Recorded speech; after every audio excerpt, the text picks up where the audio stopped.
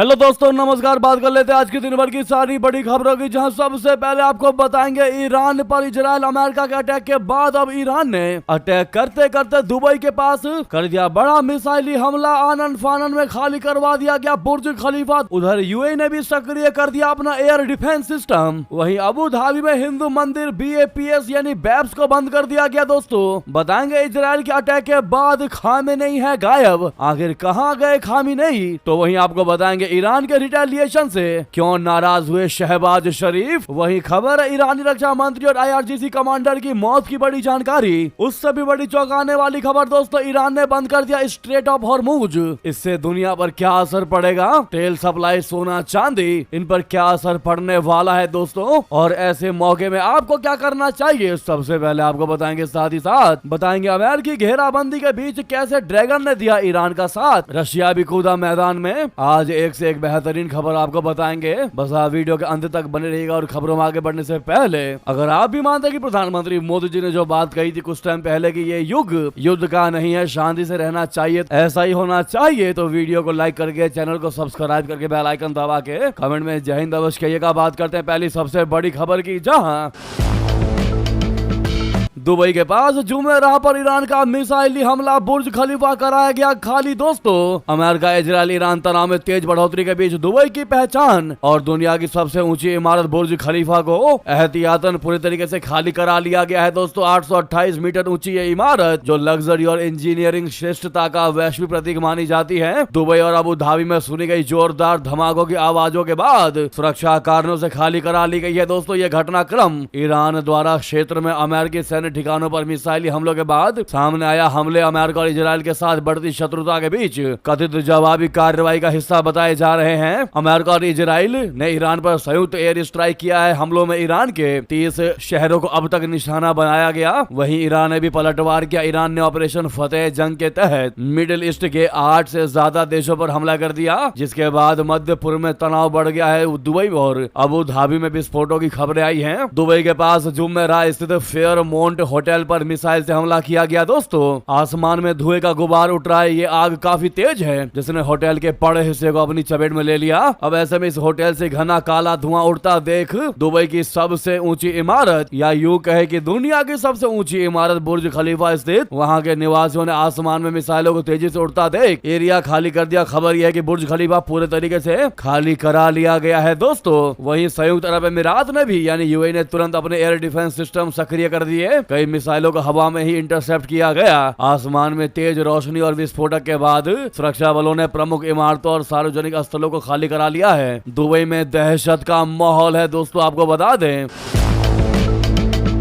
Abu Dhabi में स्थित हिंदू मंदिर बैप्स को भी बंद कर दिया गया। इन देशों में अटैक की खबर से आप एक चीज तो समझ सकते हैं दोस्तों कि आर पार के मूड में ईरान दिखाई दे रहा है, और इसीलिए उसने अमेरिका के 7 एयरबेसों पर मिसाइलें दागी है। दोस्तों उसने बिल्कुल भी परवाह नहीं किया कि वो अमेरिकी एयरबेसों पर अटैक करके 7 देशों पर अटैक करेगा। 7 तो छोड़िए, 8 से भी ज्यादा देशों पर ईरान ने बड़ा अटैक किया है। दोस्तों जिससे साफ पता चल रहा है कि पीछे हटने को बिल्कुल भी तैयार नहीं है ईरान। ईरान ने इजराइल और अमेरिका के इस आक्रमण का जवाब देने के लिए इजराइल के अलावा कुवैत, कतर, बहरीन और सऊदी अरब में मौजूद अमेरिकी बेस पर हमला किया। इस बीच ईरान ने supreme leader Ayatollah Ali Khamenei की सांकेतिक तस्वीर जारी की है। दोस्तों जो कि बहुत बड़ी चौंका देने वाली बात है। इजराइल के हमलों की जवाबी कार्रवाई के बीच ईरान ने संयुक्त राष्ट्र का दरवाजा खटखटाया है। ईरान ने UN से इस युद्ध में दखल देने की मांग कर दी है। बेंजामिन नेतन्याहू ने नागरिकों को संबोधित करते हुए एक वीडियो संदेश में कह दिया कि इजराइल और अमेरिका ने ईरान में आतंकवादी शासन को खत्म करने के लिए यह अभियान शुरू किया।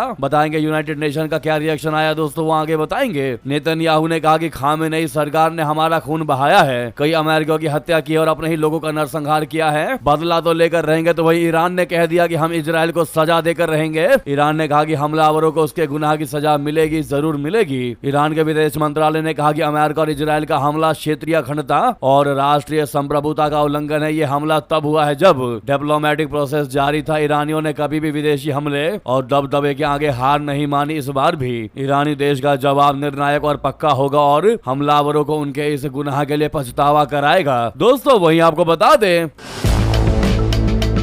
ईरान के सऊदी कतर में अटैक के बाद शहबाज शरीफ हुए नाराज, क्या कहा बता दें। तेहरान ने मिडल ईस्ट में जिस प्रकार से मौजूद अमेरिकी सैन्य ठिकानों को निशाना बनाया, इसको लेकर पाकिस्तान के प्रधानमंत्री शहबाज शरीफ ने सऊदी अरब के क्राउन प्रिंस मोहम्मद बिन सलमान यानी MBS और UAE के राष्ट्रपति शेख मोहम्मद बिन जायद से फोन पर लंबी बातचीत की। ईरान ने कतर में अल उद्दई एयरबेस, कुवैत में अल सालेम बेस, UAE में अल धाफरा एयरबेस, बहरीन में US 5 heavy fleet base, Saudi Arabia की राजधानी रियाद, इजराइल के हाइफा और गैली शहरों में मिसाइल दागे। शहबाज शरीफ ने ईरान पर किए गए इजरायली हमलों की और उसके बाद तेहरान की ओर से खाड़ी देशों में स्थित अमेरिकी ठिकानों पर हुए हमलों की कड़ी निंदा की। उन्होंने एक्स पर पोस्ट करके लिखा कि पाकिस्तान इस मुश्किल समय में सऊदी अरब और हमारे भाई खाड़ी देशों के साथ पूरे तरीके से खड़ा है। हम शांति स्थापित करने में अपनी भूमिका निभाने को तैयार हैं और प्रार्थना करते हैं कि रमजान की दुआएं हमारे क्षेत्र में शांति और स्थिरता लाएं। शरीफ ने कहा कि शेख मोहम्मद बिन जायद से बात हुई, हमने ईरान पर इजराइल के हमले, UAE और अन्य खाड़ी देशों पर हुए हमलों से क्षेत्र में पैदा हुए तनाव की निंदा की। मैंने अबू धाबी में एक पाकिस्तानी नागरिक की दुखद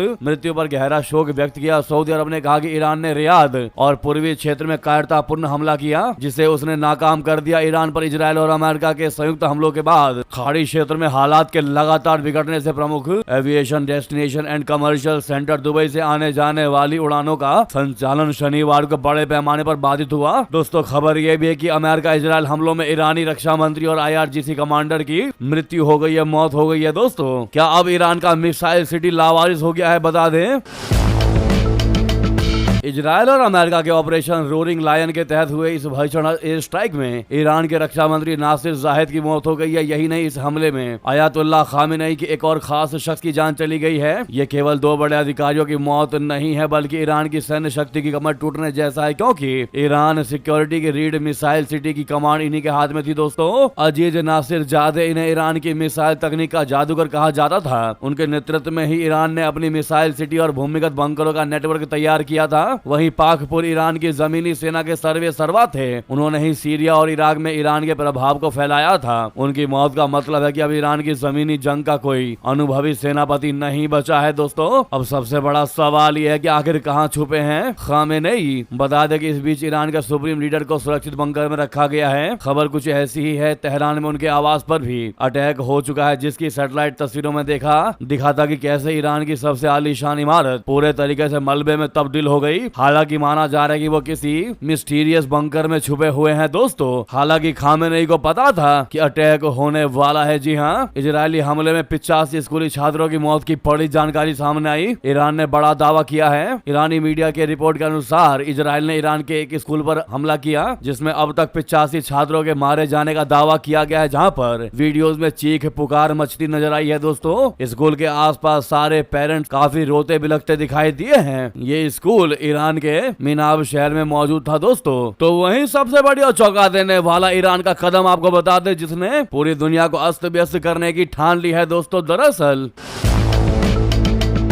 अपने ऊपर हमले के बीच ईरान ने बड़ा फैसला लेते हुए दुनिया का सबसे चर्चित हॉर्मुज स्ट्रेट को बंद कर दिया। दोस्तों, इस रास्ते के बंद होने से दुनिया में तेल की सप्लाई ही नहीं, सोने चांदी के भी तगड़े रेट बढ़ सकते हैं। दोस्तों, यहाँ तक कि तेल की सप्लाई में कमी के साथ साथ कीमत में तगड़ा उछाल हो सकता है। इजराइल अमेरिका के संयुक्त हमले ने मिडल ईस्ट में हड़कंप मचा दिया। दोनों मुल्कों ने मिलकर ईरान पर फिजिकल वॉर तो किया है, लेकिन कहीं ना कहीं इस वॉर की कॉन्सिक्वेंसेस की वजह से पूरी दुनिया इसका भुगतान करेगी। दोस्तों, अब इन तनावपूर्ण हालात में एक बार फिर मिडिल ईस्ट का एक रास्ता हॉर्मुज स्ट्रेट चर्चा में आ गया है। ये एक पतले पानी का रास्ता यानी कच्चे तेल है। इस हमले से कच्चे तेल की कीमतें तय करने में मुश्किलों का सामना करना पड़ रहा है। सबसे पहले आपको बताते हैं हॉर्मुज स्ट्रेट क्या है। दरअसल हॉर्मुज स्ट्रेट को एक पतला समुद्री गलियारा माना जाता है। ये फारस की खाड़ी का मेन एंट्री गेट है। यह उत्तर में ईरान और दक्षिण में यूनाइटेड अरब अमीरात ओमान के बीच है। यह एक तरह से फारस की खाड़ी और हिंद महासागर का लिंक है। ये हॉर्मुज स्ट्रेट लगभग 100 मील है यानी 161 किलोमीटर लंबा है। 161 किलोमीटर लेंथी है। ये रास्ता लगभग 21 मील पतला हो जाता है। दोस्तों, यहाँ पर जो नेविगेशन लेन है वो सिर्फ 2 मील तक ही चौड़ी है। इसके उथले पानी की वजह से जहाजों पर नेवल माइंस का खतरा रहता है। यहाँ जहाजों के किनारे से लॉन्च की जाने वाली मिसाइलों, पेट्रोल क्राफ्ट और हेलीकॉप्टरों से खतरा बना रहता है। दोस्तों, इस सवाल का जवाब देने से पहले कि हॉर्मुज स्ट्रेट क्यों है जरूरी, उससे पहले आपको बताते हैं कि हॉर्मुज रूट बंद होने से क्या क्या महंगा होगा। दोस्तों, कितना गंभीर इसका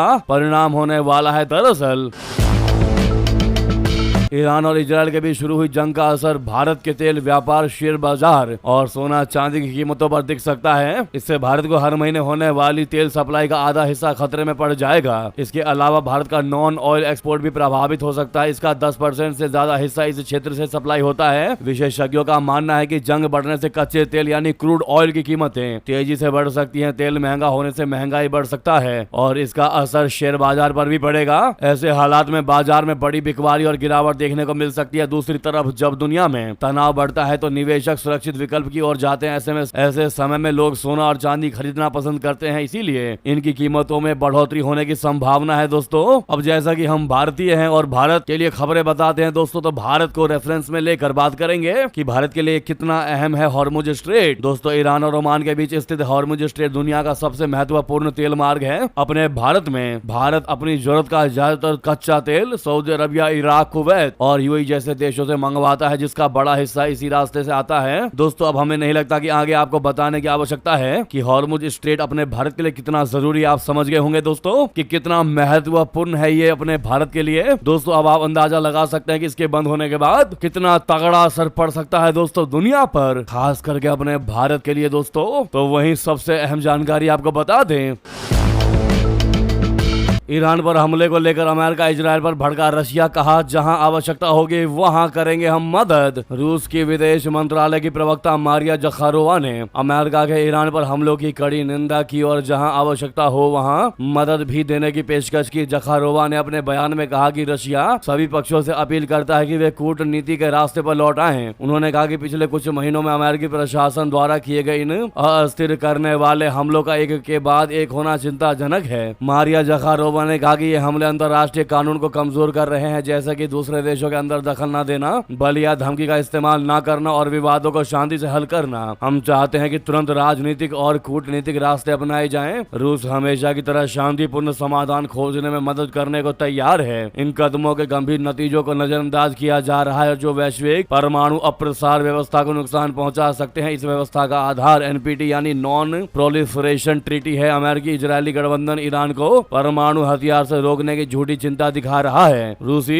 विदेश मंत्रालय की प्रवक्ता ने कहा कि आईएईए की निगरानी वाली परमाणु सुविधाओं पर हमला पूरे तरीके से अस्वीकार्य है। ऐसे में रशिया ने भी ईरान का साथ देने की अंदर खाने बहुत बड़ी बात कह दिया दोस्तों, बड़ा दावा कर दिया है। वहीं अगर चीन की बात करें तो क्या रहने वाला है चीन का रवैया, बता दें आपको। बता दें दोस्तों, ईरान में हमलों में बड़ी संख्या में जिस प्रकार से लोग मारे जाने की खबरें आई हैं, जबकि ऐसा बिल्कुल भी नहीं है कि ईरान को इस हमले का अंदेशा नहीं था। अगर अंदेशा नहीं होता तो खामेनेई गुपचुप तरीके से बंकर में जाकर नहीं छुपते। दोस्तों, इसके लिए ईरान ने पूरी तैयारी भी कर रखी थी। ईरान ने बड़े पैमाने पर चीनी डिफेंस सिस्टमों को खरीद रखा था, लेकिन कोई भी चीनी हथियार काम नहीं आया। चाइना वर्तमान में ईरान का सबसे बड़ा व्यापारिक सहयोगी भी है। ऐसे में सवाल उठता है कि क्या चाइना अपने दोस्त ईरान को बचाने के लिए सामने आएगा या फिर हमेशा की तरह बाहर से ही तबाही को देखेगा।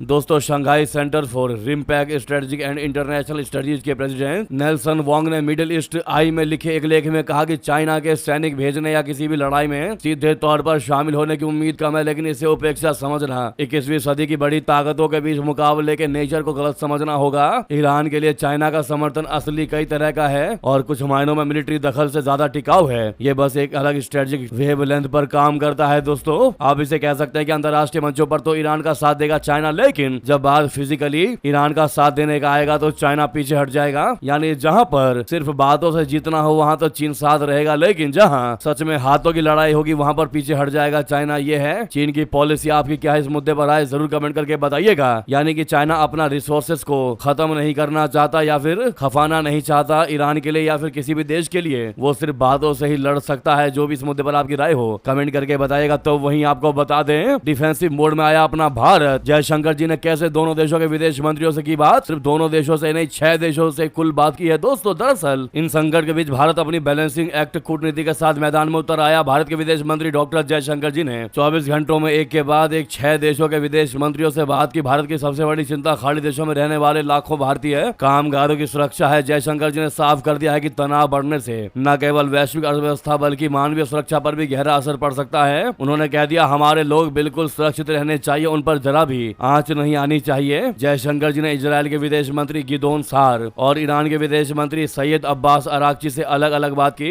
ईरान के साथ बातचीत में भारत ने हालिया घटनाक्रम पर गहरी चिंता जताई। वहीं इजराइल के साथ संवाद में जयशंकर जी ने भारत के पुराने रुख को दोहराया कि कूटनीति और बातचीत के जरिए ही तनाव को कम किया जा सकता है। भारत इस समय दोनों पक्षों के बीच एक संतुलन बनाने की कोशिश कर रहा है ताकि युद्ध की आग और ज्यादा न फैले, और होना भी यही चाहिए दोस्तों, ना कि अमेरिका की तरह कि किसी भी तिल का तार बनाकर युद्ध को और भड़का दो, आग को और लगा दो, यानी कि चिंगारी को आग बना दो। ये काम है डोनाल्ड ट्रंप का, जबकि अपना भारत पूरा प्रयास कर रहा है बैलेंस मोड अपना करके कि युद्ध समाप्त हो जाए, झड़पें खत्म हो, लोग शांति की ओर बढ़े। तो दोस्तों वहीं आपको बता दें, जैसा कि हमने आपको कहा था कि यूनाइटेड नेशन से ईरान ने रिक्वेस्ट किया, अभी यूनाइटेड नेशन का क्या रिएक्शन रहा आपको बता दें। दोस्तों इमरजेंसी सुरक्षा परिषद की बैठक बुला ली है यूनाइटेड नेशन ने। ईरान पर इजराइल और अमेरिका के संयुक्त हमलों और मिडिल ईस्ट में मौजूदा स्थिति को लेकर यूएन सुरक्षा परिषद की आज बैठक बुला ली गई है। UN secretary general Antonio Guterres ने बयान जारी कर दुश्मनी तुरंत खत्म करने की अपील की और चेतावनी दिया कि ऐसा न करने पर आम लोगों और इलाके की स्थिरता के लिए गंभीर नतीजों वाले बड़े इलाकों में लड़ाइयों का खतरा है। तो वहीं उधर दोस्तों भारत तक पहुंचे इजराइल ईरान युद्ध की आंच, मिडिल ईस्ट की फ्लाइट कर दी गई रद्द, एयरपोर्ट को अलर्ट रहने पर निर्देश जारी किए गए हैं। दोस्तों भारत के अलावा बाकी देशों ने भी अपना एयर स्पेस बंद कर दिया और उड़ानें रद्द कर दी। मिडिल ईस्ट में बदलते हालात और अंतर्राष्ट्रीय हवाई संचालन पर संभावित असर को देखते हुए नागरिक उड्डयन मंत्री राम मोहन नायडू ने तैयारियों और प्रतिक्रियाओं उपायों की व्यापक समीक्षा की। नागरिक उड्डयन मंत्रालय ने एयरलाइंस को निर्देश दिया है कि आवश्यकता पड़ने पर वैश्विक सुरक्षा प्रोटोकॉल और स्थापित आपात योजना के अनुरूप फ्लाइटों का समय पर रीरूटिंग या डाइवर्जन सुनिश्चित करे। इसके साथ ही इंडिगो और एयर इंडिया ने ट्रेवल एडवाइजरी भी जारी कर दी। वहीं उधर दुबई एयरपोर्ट पर फंसी पीवी सिंधु,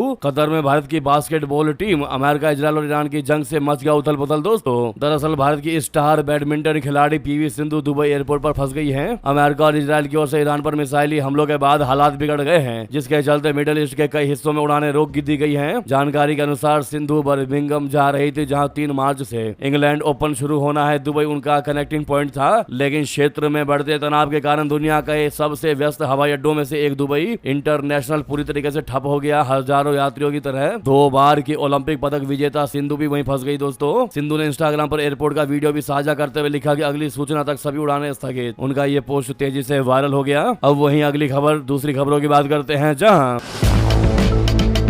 जब इजराइल और अमेरिका ईरान पर कर रहे थे अटैक, तभी इस बीच अफगानिस्तान में पाकिस्तानी लड़ाकू विमान हो गया क्रैश। दोस्तों तालिबान ने पायलट को बना दिया बंदी। दरअसल शनिवार सुबह इजराइल अमेरिका ईरान के बीच पूर्वी अफगानिस्तान के रणनीतिक शहर जलालाबाद में एक पाकिस्तानी लड़ाकू विमान के दुर्घटनाग्रस्त होने की खबर सामने आई। समाचार एजेंसी एजेंस फ्रांस प्रेसी यानी AFP के हवाले से अफगान सैन्य व पुलिस सूत्रों ने दावा किया है कि पायलट को जीवित पकड़कर बंदी बना लिया गया है। प्रत्यक्षदर्शियों के अनुसार हवाई अड्डे के पास 2 जोरदार विस्फोटक हुए। धमाकों से पहले आसमान में जेट की आवाज गूंजी और कुछ ही देर बाद क्रैश की सूचना आ गई। जलालाबाद नंगरहार प्रांत की राजधानी काबुल और पाक सीमा को जोड़ने वाले मुख्य मार्ग पर स्थित एक अहम केंद्र है। यहाँ की घटना सीधे सैन्य पहुंच और कड़े प्रतिरोध का संकेत मानी जा रही है। पाकिस्तान के राज्य मंत्री तलाल चौधरी ने टीवी कार्यक्रम में कहा कि जब तक तालिबान गुरिल्ला मानसिकता नहीं छोड़ता तब तक नीति नहीं बदलेगी। उन्होंने कहा कि यह युद्ध जीता जाएगा, आवश्यकता पड़ी तो कठोर दृष्टिकोण अपनाकर इसे समाप्त करेंगे।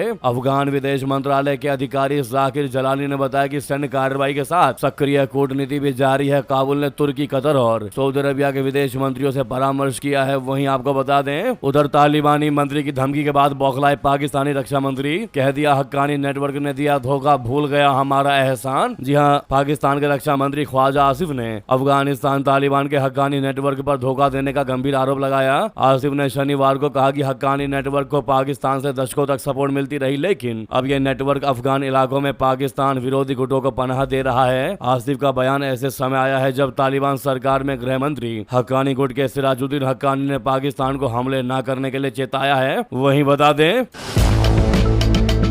उधर पाकिस्तान अफगानिस्तान संघर्ष पर ट्रंप ने कहा कि मैं इसमें दखल दूंगा। साथ में शहबाज और मुनीर की भी करने लगे तारीफ। पाकिस्तान के एयर स्ट्राइक से अफगानिस्तान में कई लोगों की जानें चली गई, जबकि संघर्ष में पाकिस्तान के भी कई लोग और सैनिक मारे गए। इस जंग जैसे हालात को लेकर अमेरिकी राष्ट्रपति ट्रंप ने अब टिप्पणी कर दी है। कल उन्होंने कह दिया है कि मैं हस्तक्षेप करूंगा, लेकिन पाकिस्तान के साथ मेरे संबंध बहुत अच्छे हैं। इसके अलावा क्या कुछ कहा बता दें, उन्होंने ये भी कहा कि पाकिस्तान के पास एक शानदार प्रधानमंत्री और सेना प्रमुख है। मौजूदा हालात में पाकिस्तान बहुत अच्छा कर रहा है। ये 2 दो ऐसे लोग हैं जिनकी मैं सच में बहुत इज्जत करता हूँ। दोस्तों ऐसा कुछ भी नहीं है। शहबाज शरीफ और मुनीर को पूरा चढ़ाने का प्रयास किया है डोनाल्ड ट्रंप ने अपना काम निकालने के लिए। जी हाँ, वरना पाकिस्तान से कोई लाभ नहीं है डोनाल्ड ट्रंप को, उल्टा पाकिस्तान ही कर्ज की बड़ी मांग कर सकता है जैसे उसके आज के हालात हैं। आपकी क्या इस पर राय जरूर कमेंट करके बताइएगा। वहीं आम आदमी पार्टी की रैली को दिल्ली पुलिस ने नहीं दी अनुमति। नाराज अरविंद केजरीवाल ने कहा तानाशाही सही नहीं है। जी हाँ, आबकारी नीति मामले में बरी होने के बाद अरविंद केजरीवाल की आम आदमी पार्टी ने दिल्ली में रैली का आयोजन किया था। ये रैली रविवार यानी 1 मार्च को होनी थी, लेकिन एन मौके पर दिल्ली पुलिस ने अनुमति न देते हुए इस रैली को कैंसिल कर दी। इस पर आम आदमी पार्टी के राष्ट्रीय संयोजक अरविंद केजरीवाल ने नाराजगी जाहिर किया। दिल्ली के पूर्व मुख्यमंत्री अरविंद केजरीवाल ने सोशल मीडिया प्लेटफॉर्म एक्स पर पोस्ट कर लिखा कि आम आदमी पार्टी की कल 1 मार्च को जंतर मंतर पर रैली थी। कई दिनों पहले से ये रैली घोषित हो गई थी। अभी आखिरी वक्त में इन लोगों ने पुलिस से रैली कैंसिल करवा दी। इन लोगों ने से अरविंद केजरीवाल का तात्पर्य दिल्ली और केंद्र की बीजेपी सरकार से है। दोस्तों नाराजगी जाहिर करते हुए अरविंद केजरीवाल ने कहा कि क्या ये कल कोर्ट के आदेश का परिणाम है? रैली करना, अपनी बात रखना, ये तो सभी का संवैधानिक अधिकार है। इस तरह से तानाशाही करना सही नहीं, हमें रैली करने दी जाए। वहीं दोस्तों आईएमडी ने जारी कर दी मौसम को लेकर बड़ी चेतावनी, जिसने सबको चौंका और भौएं टाइट कर दी। दोस्तों कह दिया मार्च में पड़ेगी मई जून जैसी गर्मी। जी हाँ, भारतीय मौसम विभाग आईएमडी ने तापमान बढ़ने की चेतावनी दी है। मार्च के पहले सप्ताह से ही गर्मी बढ़ सकती है। वहीं कई क्षेत्रों में ऐसा तापमान दर्ज होने की संभावना है जो आमतौर बाद में देखा जाता है। ऐसे में लोगों के मन में यही सवाल है कि मार्च और होली के समय भारत में मौसम कैसा रहेगा और क्या इस साल गर्मी जल्दी आ रही है। वहीं दोस्तों ये दिव्य की सारी बड़ी खबर कैसी लगी जरूर कमेंट करके बताइएगा। लगे हाथ तो वीडियो को लाइक करके चैनल को सब्सक्राइब करके बेल आइकन दबा के कमेंट में जय हिंद कह दीजिएगा। मिलता अगली बड़ी खबर में। बहुत बहुत धन्यवाद, बहुत बहुत आभार। जय हिंद, जय भारत।